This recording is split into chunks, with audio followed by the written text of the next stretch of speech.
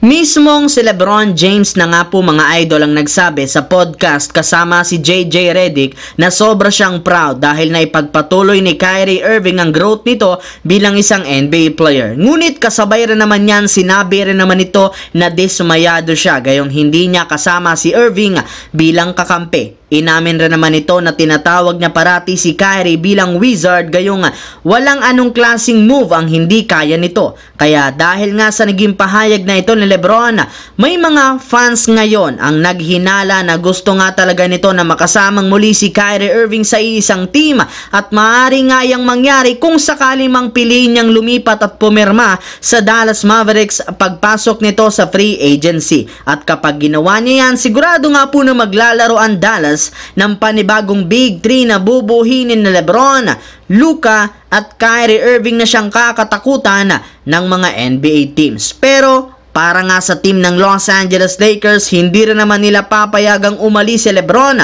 Sa katunayan, ayon sa pinakahuling inilabas na balita ni Stephen A. Smith, gagawin nga po nila ang dalawang request ni LeBron sa kanila para lamang manatili ito. Yes mga idol, papayag na nga ang Lakers na kunin si JJ Redick bilang kanilang bagong head coach at kunin rin ang kanyang anak na si Bronny sa 2024 NBA Draft gamit ang kanilang hawak na 17th overall pick.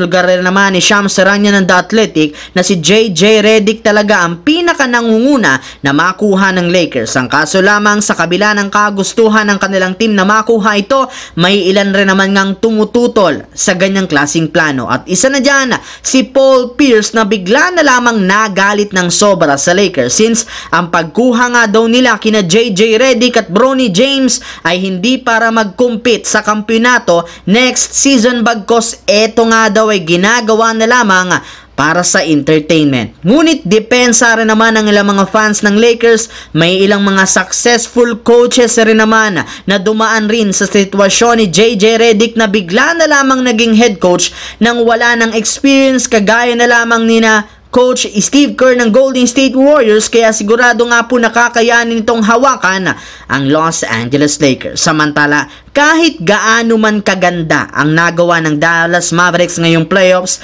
sa pagtalo nila sa ilang mga malalakas ng kupunan na merong 50 plus wins, nananatili pa rin naman silang underdog o dehado sa lahat ng aspeto sa finals laban sa Boston. Mismong ESPN na ang nagsabi mas mataas ang tsansa ng Celtics na magkampiyon. Isa pa, kung titingnan nga ninyo ngayon ng lahat ng mga pustahan, liyamado dito parati ang Celtics at dehado naman ang Dallas. Pero hindi rin naman nga kayo dapat pang magtaka gayong as usual, sa simula ng bawat serye, ina-assume na mananalo agad ang mas malakas na team gayong base nga sa record ang Celtics ang best team. Ngunit katulad nga ng sinabi ng ilang mga analyst, hindi na nga record ang dapat pag-usapan bagkos playoffs na. Bagkos dapat nga nilang pagtuunan ng pansin ang matchup ng magkabilang kupunan dahil dito na sila magkakatalo. So yun lamang mga idol ang ating bagong video na ating pinag-usapan ngayon dito. Once again, this is your J-Zone TV. Huwag kalimutang mag-like, mag-subscribe, pindutin ang notification bell sa akin channel para lagi kayo maging updated sa mga videos na pinapalabas ko. Isang malaking shoutout sa lahat mga idol. Thanks for watching. Hopefully, nag-enjoy kayo ngayon.